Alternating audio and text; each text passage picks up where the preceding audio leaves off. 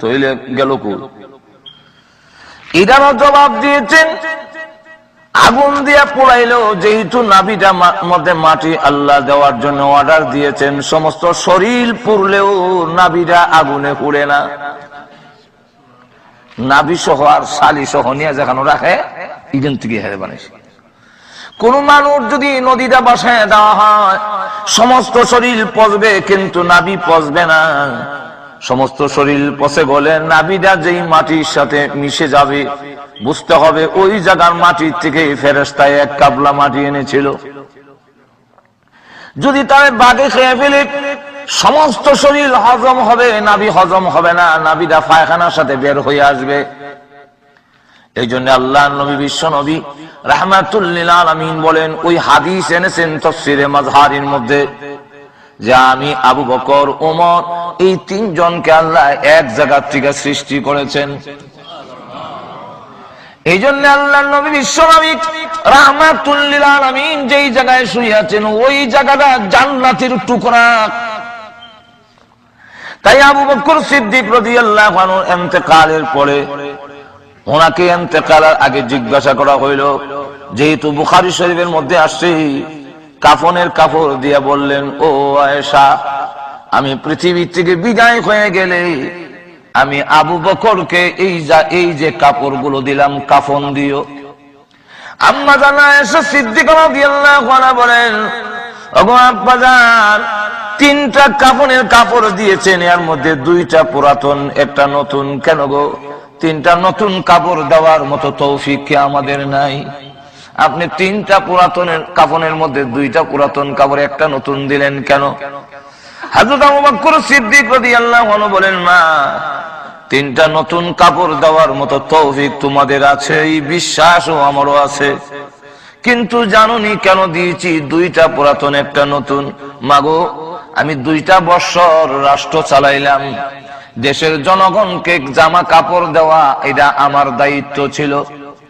কবরে যাওয়ার পরে আমাকে যদি জিজ্ঞাসা করা হয়, আবু বকর, তুমি কি দেশের জনগণকে নতুন জামা কাপড় পরাইয়ে এসেছো? আমি তখন আল্লাহর কাছে বলবো, খোদা, সকলকে নতুন জামা কাপড় পরাইতে পারি নাই বলে আমি 2টা পুরাতন কাপড় নিয়ে হাজির হয়েছি। সুবহানাল্লাহ।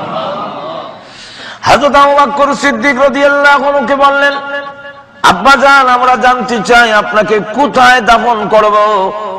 আবু বকর সিদ্দিক রাদিয়াল্লাহু আনহু বলেন, ওগো মা, আমার নতুন করে বলার দরকার নাই, আমার ইন্তেকালের পরে তোমরা গোসল দিবে, কাফন পরাবে, জানাজার নামাজ পড়ে বিশ্ব নবীর রওজার পাশে নিয়ে সালাম দিয়ে জিজ্ঞাসা করবে। আল্লাহর নবী যদি জবাব দেয় তাহলে নবীর পাশে শোয়াবে, আর না হয় দূরে শোয়াইয়া দিও। হ্যাঁ আয়েশা এবং সাহাবীরা, ওমর, ও আলী, তোমরা শুনে রাখো, আল্লাহর নবী বিশ্ব নবী রাহমাতুল লিল আলামিনের কাছে গিয়া যদি সালাম দাও আর জবাব দেয়, কারণ আল্লাহর নবী বিশ্ব নবী রাহমাতুল লিল আলামিন রওজা শরীফে জিন্দা আছেন। কি আছেন? জোরে কোন, আর একটু জোরে কোন। এর মধ্যে কোনো সন্দেহ? বুখারী শরীফে উল্লেখ করা হয়েছে, বুখারী শরীফের একটি অধ্যায় আছে, এই অধ্যায়ের নাম হলো বাবু হায়াতিন নবী সাল্লাল্লাহু আলাইহি ওয়াসাল্লাম। এর মধ্যে ইমাম বুখারী হাদিস এনেছেন, ওয়া হুয়া ফি কবরিহি হাইয়ুন, আল্লাহর নবী রওজা শরীফে জিন্দা আছেন। নবীজি বলেন, আমার রওজার পাশে সালাম দিলে আমি রাসূল নিজ কানে তার সালাম শুনি। ও সাহাবীরা শোনো, আমি আবু বকর সিদ্দিক রাদিয়াল্লাহু আনহুর লাশটা নিয়া কবরের পাশে গিয়া যখন বিশ্ব নবীকে সালাম দিবে, নবী যদি জবাব দেয় তাহলে মনে করবে আল্লাহর রাসূল আমার প্রতি খুশি আছেন। আর যদি কোনো জবাব না দেয় তাহলে মনে করবে আল্লাহর নবী বিশ্ব নবী রাহমাতুল লিল আলামিন 2 বছরের আমার শাসনের কার্যকলাপে রাসূল নারাজ হয়ে গেছেন। আল্লাহর রাসূলের পাশে শুয়াইও না, অন্য কোন জায়গায় আমারে শুয়াইয়া দিও। রাসূল নারাজ থাকা অবস্থায় আমি আবু বকরকে রাসূলের পাশে শুয়াইও না। হযরত ওমর এবং আলী রাদিয়াল্লাহু আনহুমা বলেন, আমরা জানাজার নামাজ পড়ে নবী রাসূলের রওজার পাশে যখন লাশটা নিয়ে ডাক দিলাম, সালাম আসসালাতু ওয়াসসালামু আলাইকা ইয়া রাসূলুল্লাহ ইয়া হাবিবাল্লাহ। ওগো আল্লাহর নবী, আপনার হিজরতের সাথী, আপনার দুনিয়াতে প্রধান সাথী, আপনার শ্রদ্ধেয় শ্বশুর আবু বকর সিদ্দিক রাদিয়াল্লাহু আনহুকে নিয়ে এসেছি। অনুমতি যদি দেন আপনার পাশে শোয়াবো, আর না হয় দূরে কোথাও নিয়ে দাফন করে ফেলবো। হযরত আবু বকর, ওমর এবং আলী রাদিয়াল্লাহু আনহুমা বলেন, এমনি আমরা কবর থেকে আওয়াজ আসতে শুনেছি, আদখিলুল হাবিবা ইলাল হাবিব। রে ওমর, ও আলী, আমার আবু বকর কই? আমাকে জিজ্ঞাসা করতে হবে না, আমার পাশে শোয়া দাও। আদখিলুল হাবিবা ইলাল হাবিব, তার হাবিবকে হাবিবের কাছে শোয়া দিবে, বন্ধুকে বন্ধুর কাছে শোয়া দিবে।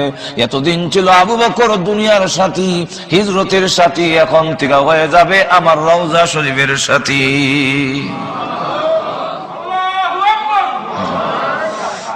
আমার লক্ষ্য করে দেখুন, শুধু তা না, আবু বকর সিদ্দিক রাদিয়াল্লাহু আনহু শুয়ে পড়লেন। এই মাস আরবি মাস হিসাবে এই মাসটার নাম হলো মুহররমের মাস। কোন মাস? মুহররমের 1 তারিখে হযরত ওমর রাদিয়াল্লাহু আনহু শহীদ হয়ে যান। নামাজরত অবস্থায় তাকে শহীদ করা হয়েছিল এক অগ্নি পূজারী, যার নাম ছিল আবু লুলু। সে নামাজের মধ্যে দাঁড়িয়ে গেছেন ওমরকে শহীদ করার জন্য। আর ওমর রাদিয়াল্লাহু আনহুকে শহীদ করতে পারবেন না, যেহেতু আল্লাহ তার হেফাজতকারী। কিন্তু উনি দোয়া করেছেন, আল্লাহুম্মা ইন্নী আসআলুকা শাহাদাতান ফি সাবিলিকা ওয়া ওয়াফাতান ইলা বালাদি রাসূলিকা। আয় আল্লাহ, আমি ওমর আর দেশ চালাইতে পারি না, আমার হাড়ি নরম হয়ে গেছে, শরীর দুর্বল হয়ে গেছে। খোদা গো, এখন তোমার রাস্তায় আমারে শহীদ হওয়ার তৌফিক দান করো। একটু জোরে কর না। আর আমার মরণ দিও, আমাকে রসুলের শহরে মরণ দিও, অন্য কোন শহরে আমার মরণ দিও না। যদি অন্য শহরে মরণ হয়, সেখানে দাফন করে ফেলবে। আমি চাই আমার মরণটা যেন মদিনা শরীফে হয়, আর আমার মরণটা যেন আল্লাহর রাস্তায় শাহাদাতের মরণ নসিব হয়। আল্লাহুম্মা ইন্নী আসআলুকা শাহাদাতান ফি সাবিলিক। আল্লাহ, তোমার রাস্তায় শহীদ হওয়ার জন্য তুমি আমারে কবুল করে নাও। এইভাবে যখন দোয়া করলেন, মহান আল্লাহর দরবারে হযরত উমরের দোয়া কবুল হয়ে গেছে। আর জোরে কর না। আর না হয় উমর রাদিয়াল্লাহু আনহুকে শহীদ করার জন্য বহু ষড়যন্ত্র করেছে, কিন্তু ব্যর্থ হয়েছে। কি হয়েছে? ব্যর্থ হয়েছে। হইলিতাম নিয়া 200 যখন, আর জোরে কর। তখন রোম এবং পারস্য দুইটা মহাশক্তি। এই দুই মহাশক্তি হয়, এক বেডা উমর শুকনা রুটি খায়, আর পাঞ্জাবির মধ্যে 18টা তালি দিয়ে চলে। কিন্তু এই বেড়া না কোনো আধুনিক কোন যন্ত্রপাতিও আছে, তার দাহরে আমরা পেশাব পায়খানা চলে যাই। এই লোকটারে না মারতে পারলে আমরা শান্তি পাইতাম না। মারতাম কেমনে? ষড়যন্ত্রের মাধ্যমে তাকে হত্যা করতাম। তারা রুদ্ধদ্বার বৈঠক করিয়া সিদ্ধান্ত নিছে, রোম এবং পারস্য দুই দেশের অংশ, মানে বর্ডারের সাইডের দুইটা শহরে মিলাইয়া একটা রাষ্ট্র বানানো হবে। আর ওই রাষ্ট্র তারে দেওয়া হইব, এই জায়গাটা তারে দেওয়া হইব যে উমরে মাইরে দিবে। এই সিদ্ধান্ত নিয়ে তারা লোক তালাশ করতেছে। এক লোক বলল, আমি 1000 সৈন্যের মোকাবেলা করতাম পারি। আপনারা যদি কাগজ লেখকে আমার দলিল পত্র করে জায়গাটা দিলেন, তাহলে এই দায়িত্ব আমি। তাকে কাগজ করে লিখিত করিত দেওয়া হয়েছে, উমরকে মারা দিতে পারলে এই জায়গার মালিক তারে বানাবে। সে 3 মাস পর্যন্ত স্পেশাল ট্রেনিং দিছে, কেমনে রাষ্ট্রপ্রধানরে মারণ লাগে। রাষ্ট্রপ্রধান মারণ আর আমারে মারণ এক সমান হোক, বেশ সমস্যা না। আমরা তো যে কোনো জায়গা পাইব, আর রাষ্ট্রপ্রধানকে তো সব জায়গা যথায় তথায় অরক্ষিত অবস্থায় হওয়া যাবে না। সুতরাং তিনি 3 মাস পর্যন্ত স্পেশাল ট্রেনিং দিছে রাষ্ট্রপ্রধানরে কেমনি মারণ লাগে। আর তরবারির মধ্যে বিষ মিশ্রিত কইয়া টুপি লাগাইছে, লম্বা দাড়ি লাগাইছে, লাগাইয়া ইসলামী পোশাক পরিয়া মদিনার বর্ডার দিয়া ঢুকছে। এখান থেকে বোঝা যায় যুগে যুগে ইসলামের ক্ষতি করার জন্য ইসলামের লেবাস ওইটা ওই ক্ষতি করে। আর একটু জোরে এখন না, যেমন বিভিন্ন জায়গায় বোমা ফুটাইয়া দেওয়া, যথায় তথায় মানুষ মেরে নেওয়া, এটা তো ইসলামের শিক্ষা নয়। আর একটু জোরে এখন না, ঠিক নেই। কিন্তু অনেক সময় দেখা গেছে ইসলামের লেবাস লাগাইয়া মুসলমানের নাম ধরা এই কামগুলো করতেছে। এর দ্বারা মুসলমানের লাভ করতেছে না ক্ষতি করতেছে? আর একটু জোরে এখন না। সুতরাং ইসলাম মুসলমান কখনো এই প্রশিক্ষণ, এই ট্রেনিং, এই শিক্ষা দেয় না। তো লক্ষ্য করে দেখেন, ঢুকছে আর তার মুখের মধ্যে, জবানের মধ্যে জানি লা ইলাহা ইল্লাল্লাহ, লা ইলাহা ইল্লাল্লাহ। তো ঢুকে ওই এক মুসলমানের সাথে দেখা হয়েছে, তারে জিজ্ঞাসা করে, আপনাদের বাদশা যে, ওনার বাড়ি রকম না? তো ওই সাহাবী জিজ্ঞাসা করে, আপনি যে জিজ্ঞাসা করলেন বাদশা, আপনি কি মুসলমান নন? খুঁজি মুসলমান। তুই মুসলমান হইলে বাদশা জিগাইলা এখানে? বলে ভাই আমি নতুন মুসলমান হয়েছি, এখনো সব শিখছি না। তো ওই সাহাবী কয়, বাদশা কইও না, মুসলমানের বাদশা হয় না, মুসলমানের আমিরুল মুমিনিন হয়। আমরা বাদশা হইল আল্লাহ, সার্বভৌমত্বের মালিক, পৃথিবীর মালিক কে? আরো জোরে আওয়াজ দিয়ে বলেন। আমাদের একজন খলিফাতুল মুসলিমিন হয়, আমিরুল মুমিনিন হয়, কিন্তু বাদশা হয় না। কো ভাই আমি তো নতুন মুসলমান হয়েছি, তা ওখানে হইছি না। আচ্ছা যাও, সাল্লাম। আচ্ছা উনার রাজপ্রাসাদ কোনটা? আবার দিব রাজপ্রাসাদ।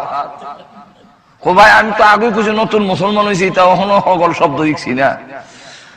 মুসলমান যিনি রাষ্ট্রপ্রধান হন, তিনি আর দেশের নাগরিকের টাকা, খাওয়া, লেবাস, পোশাকের মধ্যে কোনো বেশ কম থাকে না।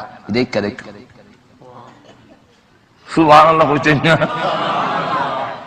মুসলমানের যিনি রাষ্ট্রপ্রধান হবে, তার খাওয়া দাওয়া, লেবাস, গাড়ি বাড়ি সবগুলো সাধারণ নাগরিক, মানে মধ্যবর্তী নাগরিক, আর তার মধ্যে কোনো বেশ কম নাই। ওনার রাজপ্রাসাদ নাই, বাংলা একটা গড় আছে। কয়টা? উনি যে বিচার আচার করে, এই এজলাসটা, সিংহাসন রকম। এখন খবর লইতেছে কোনানো হামলা করত। উনি কয় ওনার তো এইরকম শাহী কোন এজলাস নাই, মসজিদের মিম্বর দেখাইয়া কয় ওই মিম্বর হইল ওনার এজলাস। সুবহানাল্লাহ বলবেন না? আচ্ছা আমি এখন ওনারে একটু সাক্ষাৎ করতাম, আসলাম। ওই সাহাবী আকাশের দিকে তাকাইয়া কয়, আমার মনে হয় পাশে একটা বাজার আছে, ওই বাজারের পাশে একটা বাগান আছে, এই বাগানের কোন একটা গাছের নিচে উনি ঘুমাইছে। আগন্তক লোকটা জিজ্ঞাসা করে, আপনি আসমানও ছায়া কইলা কেন? এই কেন লেখা আছে না? কোন লেখা নাই, আমরা তো ওই যুগে তো গড়ি নাই। তো ওমর রাদিয়াল্লাহু আনহু তিনি রাত্রে ঘুমান না, শুধু দিনের বেলা 1 ঘন্টা ঘুমায়, তাও নবীর সুন্নত হিসাবে। নবী দিনের বেলা যেই টাইমে ঘুমাইতেন, উনি ওই টাইমে ঘুমায়। আর একটু জোরে কর না। সুতরাং ওনাকে যদি পাইতে হয়, আমি আসমানের দিকে চাইলাম, সেনে গড়ি যেহেতু নাই, সূর্যের দিকে ছায়া দেখলাম, সূর্যটা কই আছে। তাকায় দেখি যেই টাইমে উমর ঘুমায়, এই টাইম হয়ে গেছি। কতক্ষণ আগে আমি উনার বাজারও দেখেছি, আইবার সময় উনি দুধের মার্কেটে দুধ পরীক্ষা করতেছে, দুধের মধ্যে পানি দিছে কিনা। আমরা সমাজে দেখছি না, দুধের মধ্যে পানি দিয়া যাবে, আর ওখানে আসেনি, গুড়াইয়া মারে, গুড়াইয়া মারে, গুড়াইয়া মারে। মানে একবারে দেখা যায় ড্রামের মধ্যে পানি তৈছে আগে, এরপর দুধ ডালে। জিজ্ঞাসা করলো, ইতা করো ওখানে? আমি তো হিসাবের কাছে মরি দিছি ভর্তিকা। হুজুর আমার কাছে, দেখ তুই তো দুধের ব্যবসা করো, দুধের মধ্যে হলাম পানি দিস না। এর লেগে হুজুরের কথা মানি, দুধের মধ্যে আর পানি দেই না, এখন পানির মধ্যে দুধ দেই। দুধের মধ্যে পানি দেওয়া আর পানির মধ্যে দুধ দেওয়ার মধ্যে বেশ কম কতটুকু, খাম তো একটাও। আর শুধু এখন ঠিক কিনা? আমরা দেশে একবার করছি কিতা, চৈত্র মাসও আমরা এখানে খুব একটা অভাব থাকে, কথা বুঝেন না? তো এখন সংসার কেমনে চালাইতো, এর আর কোনো বুদ্ধি নাই। শেষে বউর সাথে রাগ দেখাইয়া আনবি বাতিল ভাঙ্গিয়া তুমি তোমার বাপের বাড়ি যাও, আমার বাড়ির জায়গা নাই। আর বাচ্চারার কাছে গিয়া তোরা নানার বাড়ি যা, আর আমি আমার শ্বশুর বাড়ি যাই।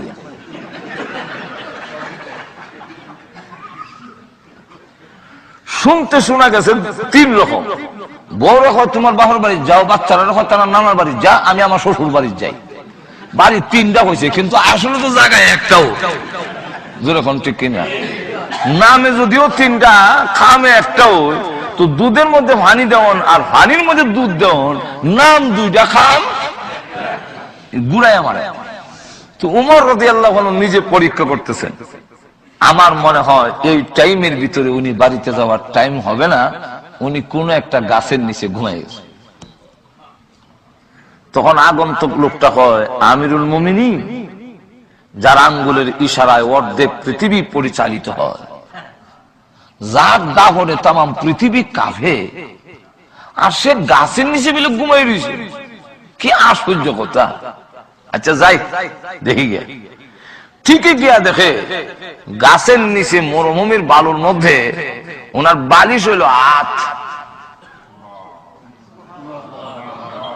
আর বাহ হইয়া ঘুমাই দিছে। গাছের ফাঁকে ফাঁকে যে সূর্যের আলো লাগে, এতে গাম্যা পানির ফুডাম বালু পড়তেছে, কিন্তু উনি ঘুমাইতেছে। এই অবস্থা দেখা হয় এমন অরক্ষিত অবস্থায় উমর ফিরে রইল, কোন সিকিউরিটি গার্ড নাই। উমর উনার নাম। তখন দূর থেকে দাঁড়ায় উমর, বুঝতে পেরেছি আমাদের দেশের রাষ্ট্রপ্রধানের সিকিউরিটি লাগে। কেন? তারা জনগণের অধিকার দিতে পারে নাই, এই জন্য জনগণ দিয়ে তার বিশ্বাস নাই। তুমি দেশের জনগণের অধিকার দিয়েছো, এই জন্য সিকিউরিটি গার্ডের কোন প্রয়োজন নাই, গোটা দেশবাসী তোমার সিকিউরিটি গার্ড হয়ে গেছে। যাই হোক, মারিলে আমি তো রাষ্ট্রপ্রধান দরকার, এবারের নাম আটকালে তো আমি জায়গার মালিক হইতাম না। মারিলে হঠাৎ করে তাকায় দেখে উমরের পায়ের কাছে একটা বাঘ বসা লেজ দিয়া মশা মাছে দৌড়ায়। এই দৃশ্য দেখে কয় সুবহানাল্লাহ, এদিকে আর একটু আগে গিয়ে উমরকে দেখার সাথে সাথে তার অন্তরের মধ্যে এমন ভূমিকম্প আরম্ভ হয়েছে,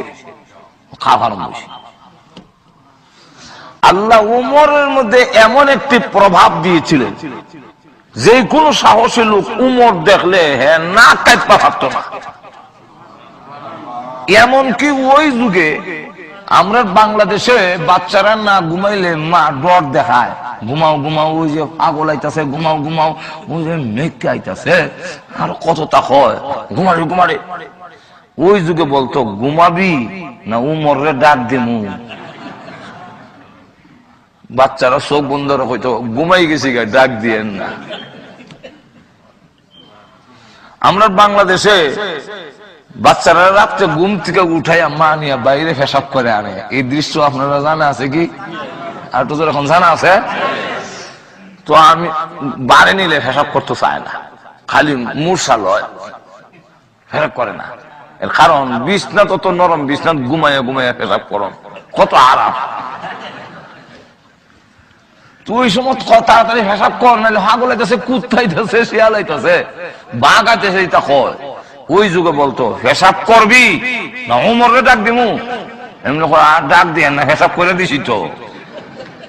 এমন প্রভাব আল্লাহ উমরকে দিয়েছিলেন। এখন উমরে দেখার সাথে সাথে তার সমস্ত শরীরের মধ্যে কম্পন আরম্ভ হয়েছে। এক কদম আগুয়ায় আর আরেক কদম ডরে খোল্লামে ফিসের দিকে যায়। এরকম করতে করতে তার 1 ঘন্টা শেষ হয়ে গেছে। আর ওমর রাদিয়াল্লাহু আনহু 1 ঘন্টা ঘুমায়। কয় ঘন্টা? আল্লাহ। যদি কোন মানুষ একটা তদবির হইয়া দেয়া যায়, আল্লাহর রাসূল বলেন, ওমর তুমি এমন এক ব্যক্তি যাকে দেখলে মিস্টার ইবলিসও ভয় করে।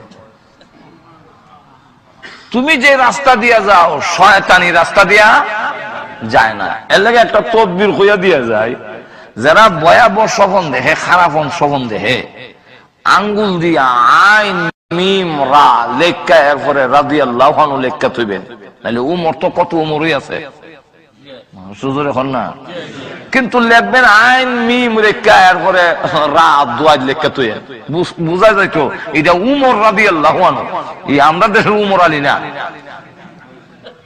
মাজুর এখন ঠিক না, কিতাবে লেখছেন যদি কেউ উমর রাদিয়াল্লাহু আনহু নামটা বুকের মধ্যে লেখা ঘুমায়, আর খারাপ স্বপ্ন দেখতো না, শয়তানের কাছে আয় না। আর একটু জোরে বলুন সুবহানাল্লাহ। তো খলিফাতুল মুসলিমিন হযরত ওমর রাদিয়াল্লাহু আনহু 1 ঘন্টা ঘুমান, উনার ঘুম ভাঙি গেছে। ঘুম ভাঙছে পরে চোখের মধ্যে ঘুম থেকে উঠে এইভাবে একটা মদ দেওয়ান সুন্নত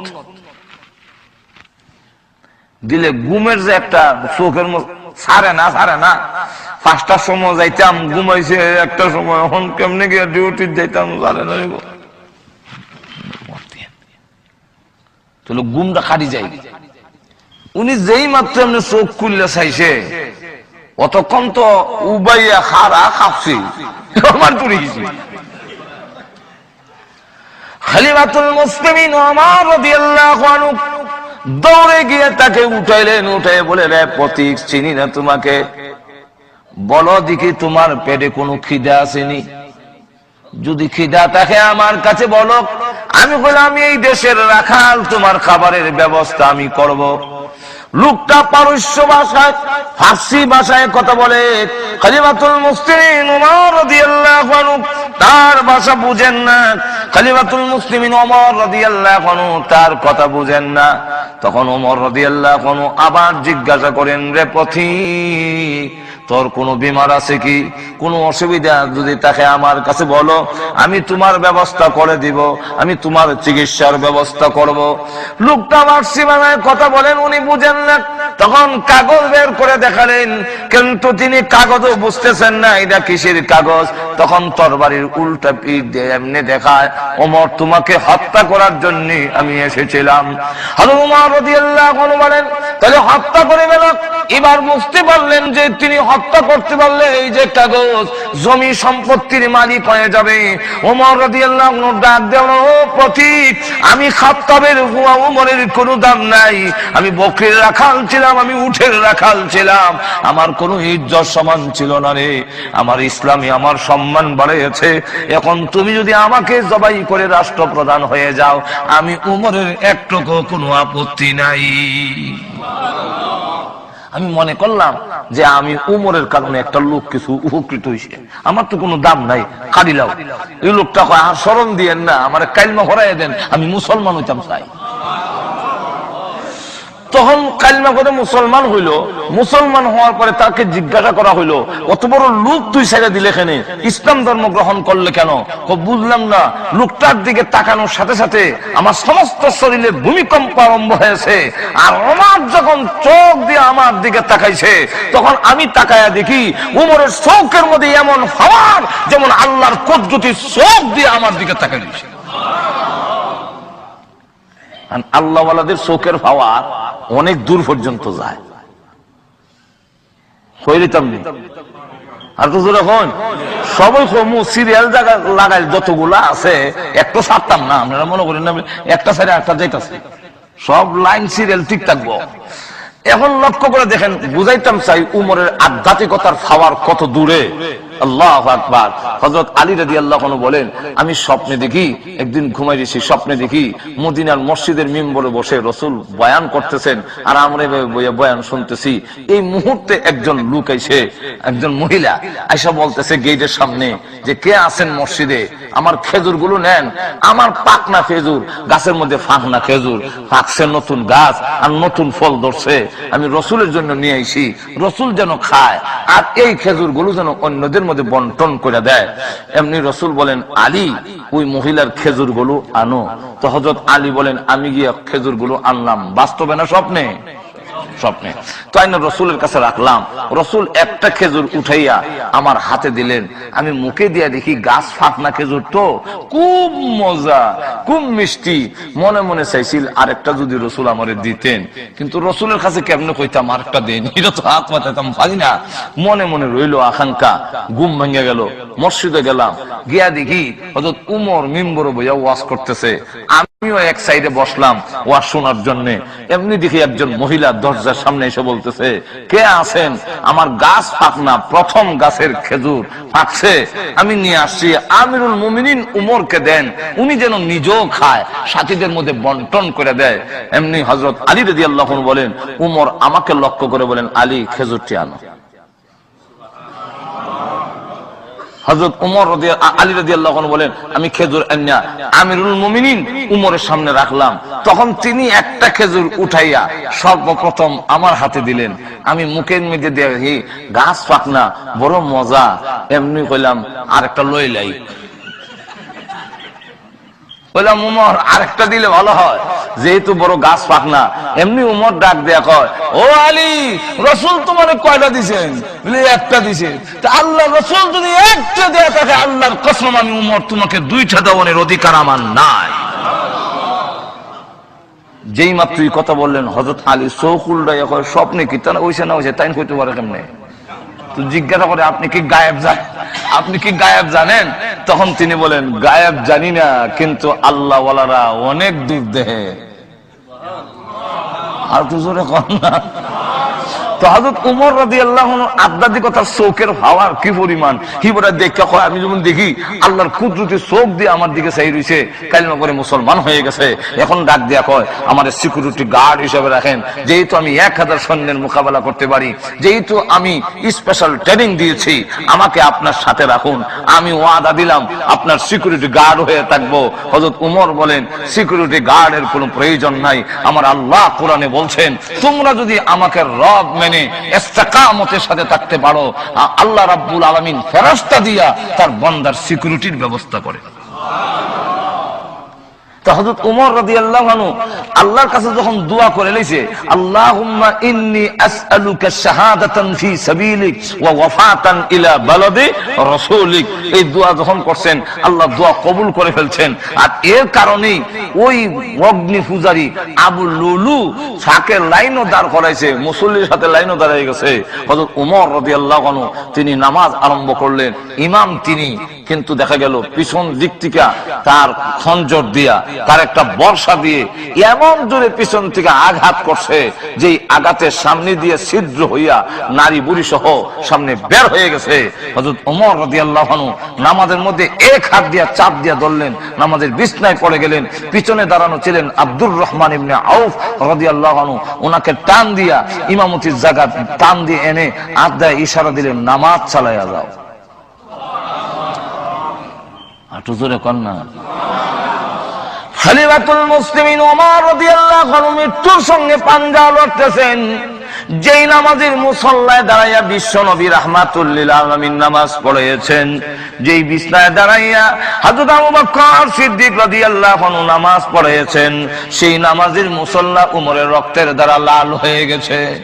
সাহাবীরা কেমন সাহাবী, হযরত ওমর রাদিয়াল্লাহু আনহু পড়ে আছেন, গড়াগড়ি করতেছেন, কিন্তু সাহাবীরা নামাজ ছাড়ে না, নামাজ পড়া আরম্ভ করেছেন। নামাজ কমপ্লিট করে তখন তাকে ধরলো, গ্রেফতার করলো। হযরত ওমর রাদিয়াল্লাহু আনহু মদিনার সবচেয়ে বড় ডাক্তার এসে যখন ওষুধ দিলেন, কিন্তু ওষুধের ডোজ মুখে দিলে ওই ছিদ্র দিয়া বের হয়ে যায়। তখন তিনি বললেন, আমাকে চিকিৎসার আর দরকার নাই, আমার সময় শেষ হয়ে যাচ্ছে। হযরত আব্দুল্লাহ ইবনে ওমর রাদিয়াল্লাহু আনহুর ছেলে, যার নাম আব্দুল্লাহ, তাকে পাঠাইলেন আম্মাজান আয়েশা। তিনি হলেন গোটা উম্মতের মা, তিনি আম্মাজান, যিনি আমার মা। যাও গিয়ে বলো, আমার জীবনের আকাঙ্ক্ষা, আমার জীবনের সবচেয়ে বড় চাওয়া এবং পাওয়া, আল্লাহর নবীর কাছে একটি কবরের জায়গা বাকি আছে, ওই জায়গাটা যেন আমি উমরকে দান করে দেন। আয়েশা সিদ্দিকা রাদিয়াল্লাহু আনহার কাছে যখন আসলো, আব্দুল্লাহ ইবনে ওমর রাদিয়াল্লাহু আনহু বলেন, ওগো আম্মা জান, শুনুন, আমার আব্বার শেষ আকাঙ্ক্ষা মাশরিক থেকে মাগরিব পর্যন্ত আলোড়ন সৃষ্টি হয়ে গেছে উমর আহত হওয়ায়। কিন্তু এখন দেখা যায় আমার আব্বা বিদায় হয়ে যাবেন, ওসিয়ত করেছেন ওই জায়গাটা যদি আল্লাহর নবীর পাশে দিতেন, যে এই জায়গাটা খালি আছে, শুধু একটা কবর দেওয়া যাবে, এতটুকু জায়গা খালি আছে, এছাড়া আর কোনো খালি জায়গা নাই। জায়গার মালিক হলেন আয়েশা সিদ্দিকা রাদিয়াল্লাহু আনহা। তিনি বলেন, আব্দুল্লাহ ইবনে ওমর, তামাম পৃথিবী যদি একদিকে রাখা হয় আর ওই কবরের জায়গাটা যদি একদিকে রাখা হয়, তামাম পৃথিবীর চাইতে ওই কবরের জায়গাটার দাম বেশি। আমি আয়েশার আকাঙ্ক্ষা ওই জায়গায় আমি শুইব, কিন্তু আমি কাউকে দিব না। আমি যদি তামাম পৃথিবীর মালিক হইতাম আর তোমার আব্বা দরখাস্ত করতেন তামাম পৃথিবী দিতে পারি, কিন্তু ওই জায়গা দিতে পারি না, যেহেতু আমি আয়েশার আকাঙ্ক্ষা বিশ্ব নবীর পাশে আমি আয়েশা চিরদিনের জন্য শহীদ হব। এই জায়গায় আমি শুনবো, এই জায়গায় আমার আকাঙ্ক্ষা। হযরত আব্দুল্লাহ ইবনে ওমর রাদিয়াল্লাহু আনহু ব্যর্থ হইয়া রওনা হয়ে গেলেন। কিছুক্ষণ যেতে না যাইতেই তিনি সংবাদ পাঠাইলেন, গিয়া বললেন, যাও গিয়া কও আব্দুল্লাহ ইবনে ওমরকে আসার জন্য। তিনি আবার আসলেন, আসার পরে বলেন, চোখের পানি ছেড়ে দিয়ে তিনি কাঁদতেছেন আর বলেন, আব্দুল্লাহ ইবনে ওমর, আমি তোমার আব্বার জন্য ওই জায়গাটা ওয়াকফ করে দিলাম, দিয়ে দিলাম, যাও নিয়ে যাও। আর তিনি জোরে জোরে কাঁদতেছেন। আব্দুল্লাহ ইবনে ওমর রাদিয়াল্লাহু আনহু বলেন, ইয়া আবা আম্মা জান, প্রথমে আপনি নিষেধ করে দিলেন, এখন আবার দিয়ে দিলেন, কাঁদতেছেন, কারণটা কি? নিষেধ করার পরে একটা কথা আমার স্মরণ হয়ে গেল, কিয়ামতের কঠিন ময়দানে বিশ্বনবী রাহমাতুল লিল আলামিন যদি বলেন, আয়েশা গো, তুমি না উম্মত জননী, উম্মতের মা, ওমর তোমারই সন্তান হয়ে একটি জায়গার জন্য আবদার করেছিল, তুমি একটু জায়গা দিতে পারলে না, তুমি কিসের মা হলে? কিয়ামতের মাঠে বিশ্বনবীর সামনে আমি কি জবাব দেব? এই কারণে আমার সবচেয়ে মহব্বতের জায়গা উমরের জন্য আমি দান করে দিলাম। হযরত ওমর রাদিয়াল্লাহু আনহু তিনি প্রথমে পাঠাইয়া আবার পিছনে দৌড়ে লোক পাঠাইলেন, আব্দুল্লাহ ইবনে ওমরকে গিয়ে বলো জায়গা লাগবে না, উনি যেন প্রস্তাব না দেয়। কেন? বলে আমার একটা কথা ইয়াদ হইছে। কি কথা? বলে আমি এখনো রাষ্ট্রপ্রধান, আমি এখনো আমিরুল মুমিনিন, প্রাণ যাওয়ার আগ পর্যন্ত তো আমি ক্ষমতায় এখনো আমার আছে। এখন ক্ষমতা থাকা অবস্থায় আরেকজনের জায়গা যে আমি প্রস্তাব দিলাম, এটা তো আমার রাষ্ট্রীয় ক্ষমতার অপব্যবহার হইতে পারে। আমার ক্ষমতার বলে জায়গা দখল করেছি, কিয়ামতের মাঠে যদি আমি আসামির কাঠগড়া হয়ে যাই, সুতরাং আমার ছেলেকে গিয়ে বলো জায়গার প্রস্তাব দিতে হবে না, ফিরে আসার জন্য। কিন্তু প্রস্তাব নিয়ে যেতে যেতে আব্দুল্লাহ ইবনে ওমর রাদিয়াল্লাহু আনহু বলেন যে আম্মাজান আয়েশা সিদ্দিকা ওনার জায়গা আপনার জন্য ওয়াকফ করে দিয়ে ফেলেছে। তো আল্লাহর নবীর পাশে হযরত উমর রাদিয়াল্লাহু আনহু শোয়ার সুযোগ হয়ে গেল। এই তিনজন হাদিস কেমন বাস্তবায়িত হয়, আল্লাহ রাসূলের হাদিসের কথা কত সত্য, যে এখনো আল্লাহ রাসূলের পাশে আবু বকর সিদ্দিক রাদিয়াল্লাহু আনহু আসুননি, আতজোর কন্যা উমর আসুননি, কিন্তু যার গড়ের মালিক যিনি আয়েশা সিদ্দিকা রাদিয়াল্লাহু আনহা, উনি কিন্তু শোয়ার সুযোগ হইছে না। ঠিক না? তাহলে এখন আসুন, আল্লাহ রাব্বুল আলামিন বলেন, কাইফা তাকফুরুনা বিল্লাহি ওয়া কুনতুম আমওয়াতান ফাআহইয়াকুম। ও পৃথিবীর মানুষ, তোমরা একটু বিবেচনা করো, একটু চিন্তা করো, একটু তোমার যে সাধারণ জ্ঞান আছে সেই জ্ঞান দিয়ে একটু চিন্তা করো, সেই সত্তার সাথে, সেই আল্লাহর সাথে তুমি কিভাবে নাফরমানি করো, তার কথা অমান্য করো কেমনে? তোমার বডির অস্তিত্ব ছিল না, আল্লাহ রাব্বুল আলামিন একটু নাপাক পানির থেকে এই সুন্দর অবয়ব আকৃতি তৈরি করে তোমার নাভির মধ্যে একটু মাটি সংমিশ্রণ করে এরপরে সুন্দর অবয়ব, সুন্দর আকৃতি দিলেন। এই বডিটা আমার সুন্দর আকৃতি কে দিছেন? আর একটু জোরে কও। এই যে এত সুন্দর, এখানে কি আমাদের কোনো হাত আছে, কোনো ক্ষমতা আছে? আমরা কি যারা নাকি 22 আঙ্গুল, এটাতে কি 20 আঙ্গুল কইরা আনবার মতো কোনো ক্ষমতা আছে? এই দেশেও, এই আপনাদের এই আমেরিকা এবং ইংল্যান্ডে, হ্যাঁ ব্রিটেনের মধ্যেও অনেক সন্তান, আপনার ডিজেবল অনেক সন্তান প্রতিবন্ধী, এরা যে আসে, এটা কি সরকারের ক্ষমতা আছে যে এটা সোজা করার মতো ক্ষমতা কি সরকারের আছে?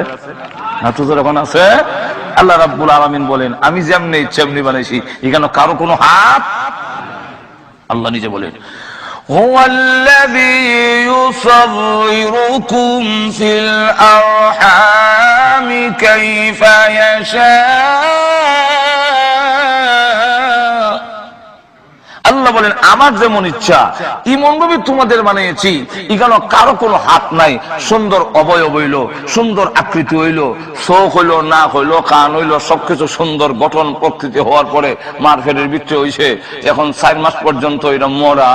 এখন এই অবস্থায় যদি প্রাণ না দিয়া, রূহ না দিয়া আল্লাহ যদি আমাকে দুনিয়াতে পাঠিয়ে দিতেন, আমার এই বডির কি কোনো দাম ছিল? আর একটু জোরে কম। এমন বডি সন্তান কি দুনিয়াতে আয় না? আর জোরে কোন আসে না? মরা বাচ্চা হয় না? হাত আছে, হাও আছে, খান আছে, নাক আছে, চোখ আছে, কল্লা আছে, ঠ্যাং আছে, সব আছে, কোন দোষ নাই, সব অঙ্গ প্রত্যঙ্গ আছে, নাই খালি শুধু জান। এমন সন্তান কি দুনিয়াতে আইসে না? তো আইলে পরে অন্যর কথা বাদ দিলাম, মা বাবা যেই মা এত কষ্ট করলেন, 10 মাস পর্যন্ত 9 মাস পর্যন্ত গর্ভধারণ করলেন, এত কষ্ট করলেন, কিন্তু এই বাচ্চাটা কি মা এই কথা কয় যে আমার বাচ্চা ওগদ মরা, এটা ফ্রিজের মধ্যে রেখে দাও? বাবা এই কথা কয়নি যে দাও ফ্রিজের মধ্যে রেখে দাও, মাঝে মাঝে বছরে একবার সুমা দি মনে, হুঙ্গা সুমা দি মনে, একটু মায়া কর মনে, এই কথা কইয়া কি কোন সন্তানকে মা বাবা ফ্রিজের মধ্যে রাখে মরা বাচ্চা? কেউ রাখে না, কোনো দাম নাই।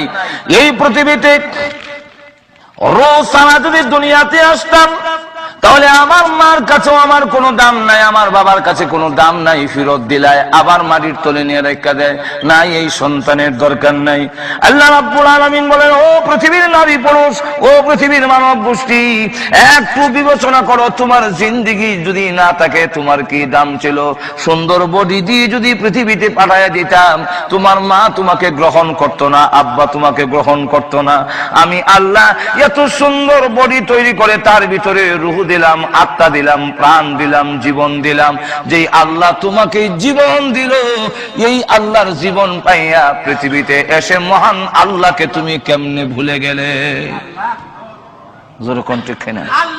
আমরা আল্লাহকে বলে গিয়েছি যে আল্লাহ রাব্বুল আলামিন আমাকে মাথা থেকে পা পর্যন্ত সুন্দর বডি দিয়ে, সুন্দর অবয়ব দিয়ে, এর ভিতরে একটি জীবন দিলেন।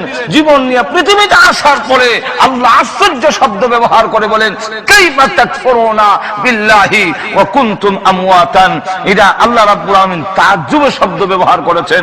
কাইফা তাকফুরুনা, কিভাবে, কেমনে?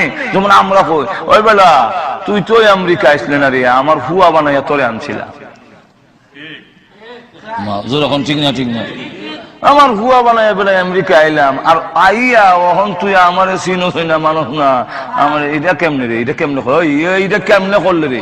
যখন ঠিক না, ঠিক না, এটা যদি আপনি কইতারেন, তাহলে আল্লাহ রাব্বুল আলামিন বলেন, কাইফা তাকফুরুনা বিল্লাহি ওয়া কুনতুম আমওয়াতান। আল্লাহ রাব্বুল আলামিন বলেন, কেমনে তুমি এমন জঘন্য অপরাধ করলে?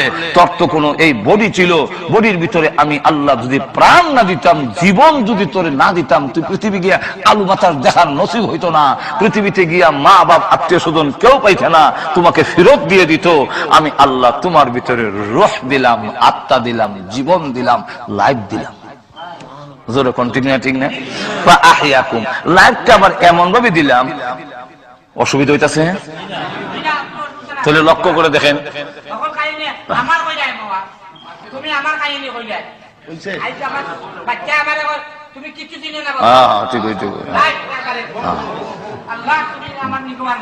মাশাআল্লাহ। এখন লক্ষ্য করে দেখেন, আচ্ছা দেখেন, চোখ খুললা নিতে পারবো নি? আচ্ছা একটু লক্ষ্য করে দেখেন না, মাইতুন না, মানুষের অনেক সময় বিষের দুঃখ থাকলে সে জজবা বেশি আয়, মাজুর এখন ঠিক কিনা?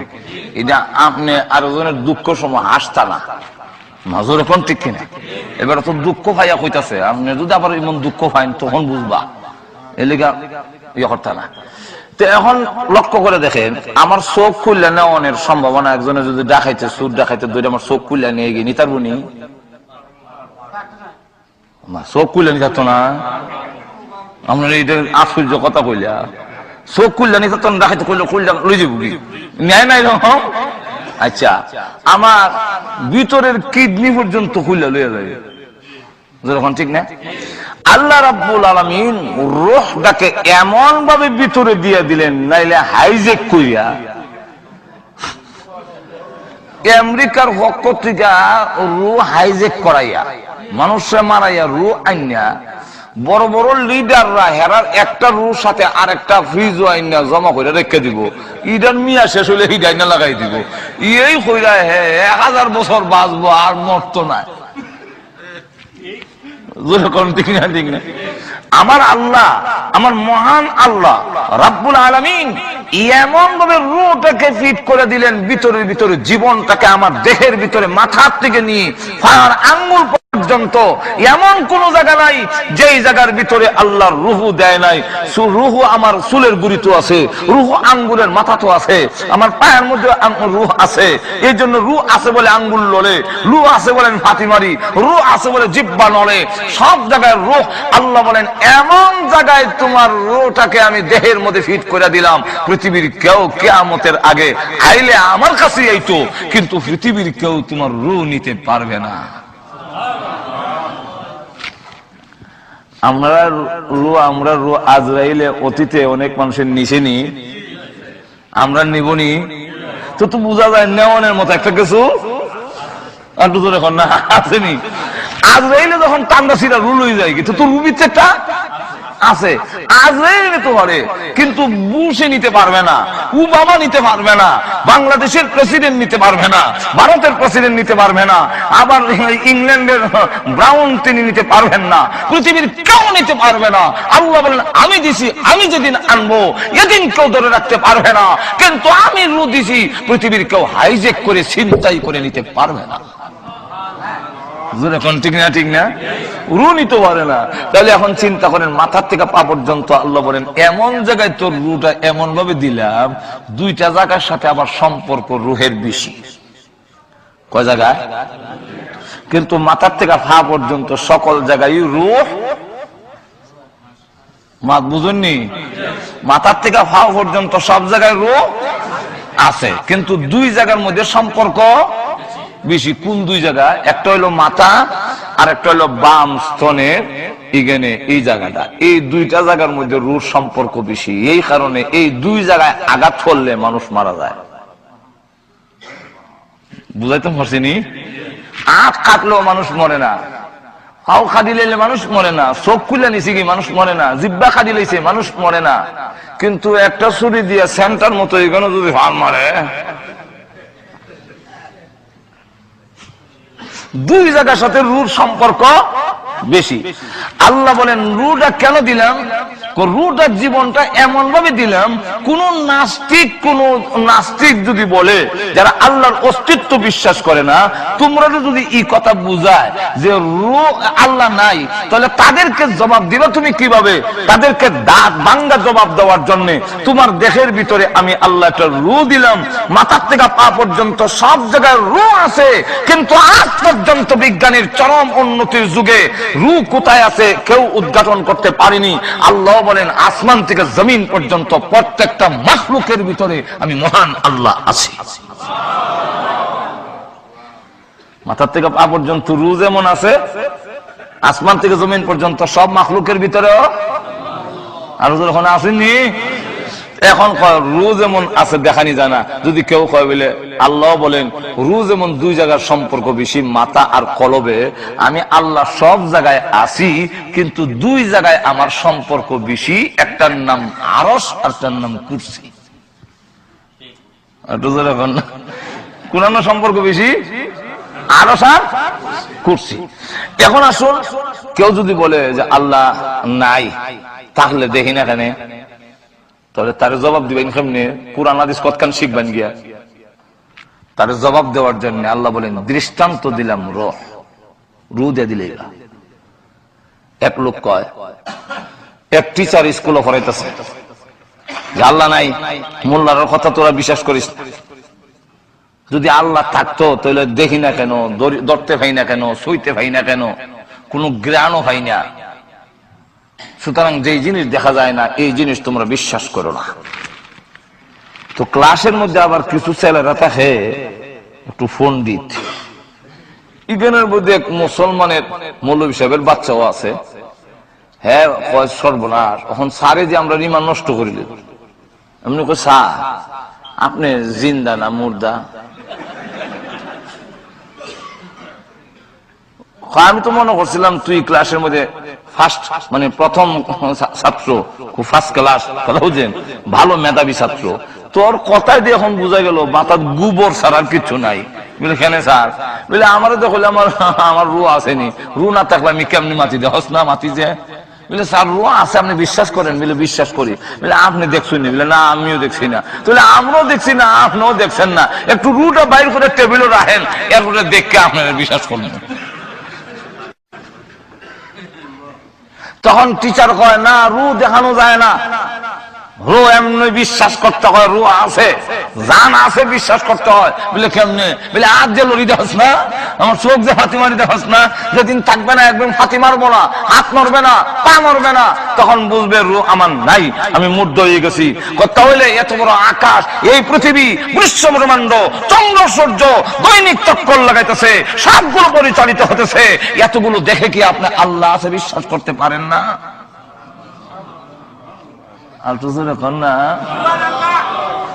এরপরে আবার আমরা নবীরা তো আল্লাহ, আমাদের নবী তো আল্লাহ দেখেই কইছেন আল্লাহ আছে। যেরকম ঠিক কিনে 1 লক্ষ বা 2 লক্ষ 24,000 পয়গম্বর আল্লাহ আছেন যে কইছেনি। একটু জোরে এখন, নবীরা জীবনে কোনোদিন মিথ্যা কথা বলছে? এতগুলো নবীর কথাই কি আমরা বিশ্বাস করতাম পারি না আল্লাহ আছে? একটু জোরে এখন না। একবার ঢাকার বিশ্ববিদ্যালয়ে পড়ায়, ওই সবক ওই দেয়, প্রিন্সিপাল যে উনি আবার আল্লাহর অস্তিত্ব বিশ্বাস করে, উনি শুনিলেছি, শূন্য প্রফেসরের ডেকে নিছে। আমাদের বিশ্ববিদ্যালয়ের ড্রেন যে সাফ করে সুইফার, এই বেটা বলে আপনার বাপ খাবো সুরা। এত বড় স্পর্ধা আপনার প্রিন্সিপাল, এই জন্য মুখ দিয়ে যাবে তা বলবেন? না ভাই আমি তো জানি না, আমি কইলাম এবার আপনার বাপ নেই। আবার দেখুন কিটা, এবার আমার বাপ হইব করছি, বলে তাহলে আপনার বাপ কেটা? তখন কইছে অমুক আমার বাপ। তো অমুক যদি আপনার বাপ হয়ে থাকে, অমুকের মাধ্যমে আপনি দুনিয়াতে আইসেন না অন্যের মাধ্যমে আইসেন, আপনি কি দেখছিলেন? না আপনি কেমনে বুঝলাম উনি যে আপনার বাপ? হিবার তুই তো পারে না আমার মা কইছে। কে কইছে? আরো ধরে কন উনি আমার বাপ। এই কথাটা আমরা যে বাপ বলি, যে তো আমার মা কইছে, কেন উনি আমার বাপ? ধরে কন ঠিক কিনা? এমনি ডাক দেয়া কয় একজন মহিলার সাক্ষী কৌরে গ্রহণযোগ্য নয়, কিন্তু এক মহিলার সাক্ষীতে যদি আপনি একটা লোককে বাপ স্বীকার করতে পারেন, 1 লক্ষ বা 2 লক্ষ 24,000 পয়গম্বররা বলেছেন লা ইলাহা ইল্লাল্লাহ, আল্লাহ ছাড়া কোনো মাবুদ নাই। এতগুলো নবীদের সাক্ষীর পরও আপনি কি আল্লাহকে মেনে নিতে পারেন না? জোরে কোন ঠিক না? ঠিক না? লক্ষ্য করে দেখেন, আল্লাহ রাব্বুল আলামিন বলেন আমাকে বুঝার জন্য তোমার ভিতরে একটা রূহ দিলাম।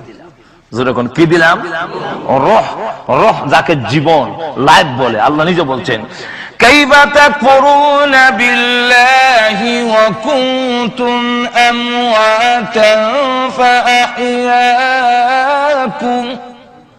হে পৃথিবীর মানব গোষ্ঠী, কিভাবে তোমরা নাফরমানি করো, কিভাবে তোমরা কুফরি করো ওই আল্লাহর সাথে, যেই আল্লাহ তোমরা নিষ্পাপ, তোমরা নিষ্প্রাণ ছিলে। ফাআহইয়াকুম, তোমাদের প্রাণ দিয়েছেন, জীবন দিয়েছেন। তাহলে এবার বলুন মূল্যবান জীবন কে দিয়েছেন? আর একটু জোরে আওয়াজ দিয়ে বলেন। যাক বিস্তারিত এগুলো আর কোনের দরকার নাই, আর নাইলে কইতে গেলে আজকাল টাইম এগুলো শেষ হয়ে যাবো। কি আল্লাহ রাব্বুল আলামিন যে আছেন, এটা রূহ দিয়ে আমরা একটা অনুমান করতাম, না পারিনি, না দেখলেও বিশ্বাস করা যায় আল্লাহ। যেমন লক্ষ্য করে দেখে ইমাম আবু হানিফা রাহমাতুল্লাহ আলাইহির যুগে একদল নাস্তিক আর একদল আস্তিক। একদল হয় আল্লাহ আছেন, আর দল হয় আল্লাহ নাই। ইমাম আবু হানিফা রাহমাতুল্লাহ আলাইহি বলেন আছেন, কিন্তু ওরা কয় নাই। এখন নাই যে এই কথাটা বুঝাইতে গেলে, আল্লাহ আছেন এই কথাটা বুঝাইতে গেলে তো নাস্তিক যারা আল্লাহ বিশ্বাস করে না, তাকে যদি আপনি দলিল দেন, কোরআনের আয়াত কইন, মানবনি? আর তো এখন মানবো কে? তো আল্লাহই মানে না, তো কোরআনের আল্লাহর আয়াত কইলে কি করব? সুতরাং উনি বলেন, তারা বলল যে আল্লাহ যে আছে আপনি বলতেছেন, এটা একটা প্রমাণ বলতে হবে, প্রমাণ দিয়ে বুঝাই তুইব আল্লাহ যে আছে। ইমাম আবু হানিফা রাহমাতুল্লাহ আলাইহি বলেন, ঠিক আছে, আগামীকাল 10টার সময় বহসের টাইম, বাহাস মুনাজারা। নাস্তিকরা এই বই দিয়েছে 10টার সময়, আর নাস্তিকের পক্ষেও লোক আছে, আস্তিকের পক্ষেও লোক আছে। ইমাম আবু হানিফা রাহমাতুল্লাহি আলাইহি তিনি দেখা যায় 10টা হইছে, 11টা হইছে, 12টা হইছে, খবর নাই। এখন ওনার পক্ষে যারা রাখো, আরে ইমাম আবু হানিফা যদি না পারবো তাহলে এই বহসটা ডাকলো কেন? আর হেরা তো মিছিল দেলাই তো, আর সামান্য বাকি আছে, মিছিল বাড়ি যাবো, জিতিল রে জিতিল, নাস্তিকরা জিতিল। এটা হয়তো 1টার সময় দেখে ইমাম আবু হানিফা আজিজ, তখন কোনো টাইম হলো 10টায়, এখন বাজে 1টা, 3 ঘন্টা লেট, যখন ঠিক না? তো এত লেট করে যে এই বেটার সাথে আর বহস চলে না, বিনা বহস হই এখন আপনি হাইরে গেছেন। উনি বলেন, আমার আসতে কেন দেরি হইলো, এটা যদি আমি উপযুক্ত কারণ থাকে তাহলে আপনারা মানবেন না। কি উপযুক্ত কারণ? আমি ওই যে নদীটা মাঝখানে মানে পারে এসে দাঁড়ায় রয়েছি 8টার থেকে, যাতে 10টার সময় আদে দিতাম পারে, কিন্তু কোন নৌকা ভাই না। শেষ পর্যন্ত নদীর পরে একটা ঘাট ছিল, এটা আমনে আমনে কাইটটা পড়ছে অটোমেটিক। এরপরে এই গাছ অটোমেটিক সাইজের তক্তা হয়েছে, খেয়াল করে ঘুমাই যায় না, অটোমেটিক কি হয়েছে, তক্তা হয়ে গেছে। এরপরে আমনে আমনে এই তক্তা গুলো জোড়া লাগছে, লাগিয়া নৌকা হয়েছে। নৌকা হইয়া এখন আইতে গিয়া এই নৌকা হইয়া আমার কাছে কান্ডারি ছাড়া, মাঝি ছাড়া আবার নৌকাটা চললে আইসে। এরপর আমি নৌকা কুটটা বইছি, ইফার আইসি, এই গাছ কাটটা তক্তা হইয়া জোড়া লাগিয়া নৌকা হইতে হইতে 3 ঘন্টা লেট হইছে, এই জন্য আমি ক্ষমা প্রার্থী। নাস্তিকরা কয় গাঞ্জা খাওয়ানোর অভ্যাস আছে কেন? এই গাঞ্জা করি কথা কোন কিটা মাত এখানে বলে গাছ কে আমনে আমনে এইভাবে কাটটা করে, অত গাছের জ্বর উল্টো করেছি, অথবা এই গাছকে নিজে নিজে সাইজের তক্তা হয় বুঝলেন না? তো গাছকে নিজে নিজে তক্তাগুলো জোড়া লেগে নৌকা হয় বুঝলেন না? মেস্তুর ছাড়া কি নৌকা হয় বুঝলেন না? এই নৌকাটা কি নির্দিষ্ট গতিতে মাঝি ছাড়া আমনে আমনে যাইবো, বাতাসের বাইলে নিলে পানির সুতের বাইলে যাইবো, কিন্তু নির্দিষ্ট গতিতে কে যায় বলে যায় না। তাহলে এই গাঞ্জা করি কথা কেন মানবো? ইমাম আবু হানিফা কথা তো আমার হইছে, ওই যদি এক মেস্তুর ছাড়া করাত দিয়া না ছিললে সাইজের তক্তা হয় না, যদি মেস্তুর ছাড়া এইগুলো জোড়া লেগে নৌকা না হয়, নৌকা বানাইতে গেলেও যদি মেস্তুরের দরকার হয়, আর এদের চালাইতে গেলেও যদি কান্ডারির দরকার হয়, তাহলে বিশ্ব ব্রহ্মাণ্ড এটা আপনার হইছে না, এর একজন মেস্তুর আছে, এগুলো এমনি চলে না, এর একজন চালক আছে, তার নামই হলো আল্লাহ। যতক্ষণ ঠিক কিনা? আল্লাহ রাব্বুল আলামিন বলেন, كيف تكفرون بالله وكنتم أمواتا فأحياكم ثم يميتكم। আল্লাহ রাব্বুল আলামিন বলেন, কিভাবে নাফরমানি করো, আমি আল্লাহ তোমাদের জীবন দিয়েছি, আবার এই জীবন আমি নিয়ে আসবো, ইউমিতুকুম, তোমাদের মরণ দিব। জীবন চিরজীবন থাকবে না, এই পৃথিবীতে কেউ থাকতে পারে নাই, থাকবেও না, সবগুলো মৃত্যুবরণ করতে হবে, তোমারও একদিন মরণ হবে, কেউ আটকায় রাখতে পারবে না। আচ্ছা জোরে কন না, মরণ আসিনি আমরা, আরো জোরে কন। এই মাসআলার মধ্যে কোন দ্বিমত? যখন দ্বিমত, একদিন মরতে হবে, মরণের ঘাটে তোমাদের যেতে হবে, ওই দিন তোমাকে কেউ ধরে রাখতে পারবে না, মরণ থেকে আটকা রাখতে পারবে না, যেদিন মরণ আসবে। আল্লাহ রাব্বুল আলামিন বলেন, তুমি যেখানে লুকাইতে চাও লুকাতে পারবে না, আইনামা তাকুনু ইউদরিকুমুল মাউত ওয়ালাউ কুনতুম ফি বুরুজিম মুশাইয়াদা। শক্ত গাঠির ভিতরে, সন্দুকের ভিতরে তোমাকে যদি তালা আবদ্ধ করে রেখে দেওয়া হয়, সিকিউরিটি গার্ড দিয়া যদি রাখা হয়, লক্ষ লক্ষ সোলজার যদি বিট করা হয়, আর সবগুলো যদি অস্ত্র নিয়া কামান বন্দুক যা আছে ক্ষেপণাস্ত্র সব ফিট করে বসে রাখে, কিন্তু জেনে রাখো আমার মরণের হাত থেকে তোমাকে বাঁচাতে পারবে না। জোরে কন্যা,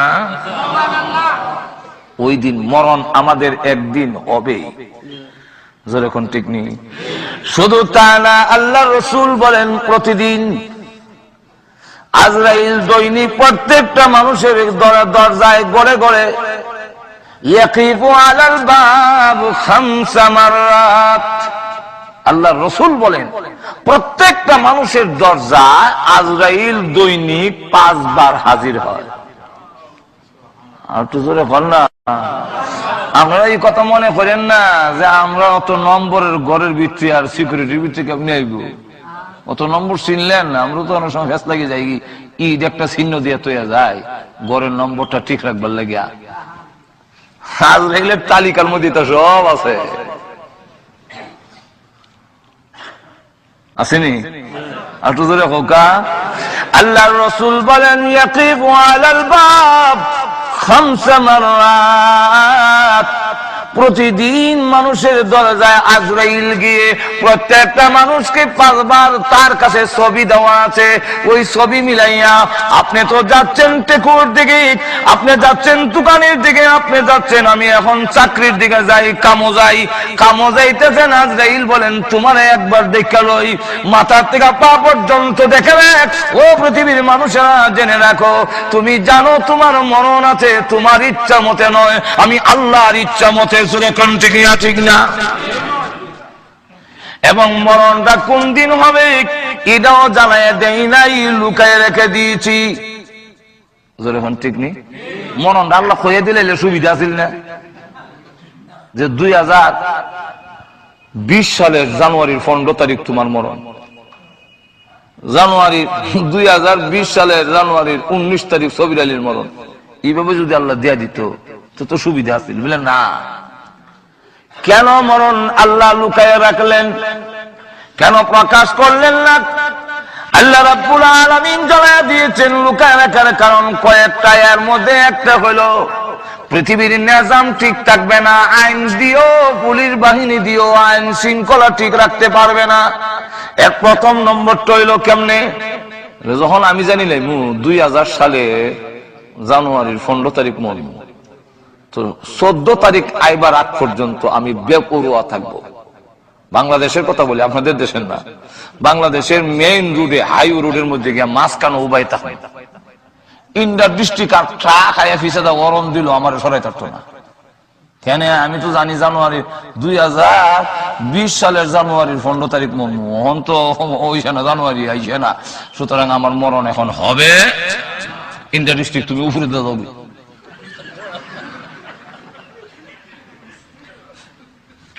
আর এমনি মানুষ মরণ যেহেতু জানা নাই, বাংলাদেশে গেলে একটা সিএনজি যদি হিসেবে খালি মরণ দেয়, ফাল দিয়া নিচে বলে মনে রাখলাম আজকা হুজুর এখন ঠিক। এমনি দেখবেন আমরা দেশে একজন আর জন্য মারবার লেগে যায়, আটকাইলে যে আজকে এসব নামাজ 9টায় হবে ইনশাআল্লাহ। আপনারা কি নারাজ হচ্ছেন না?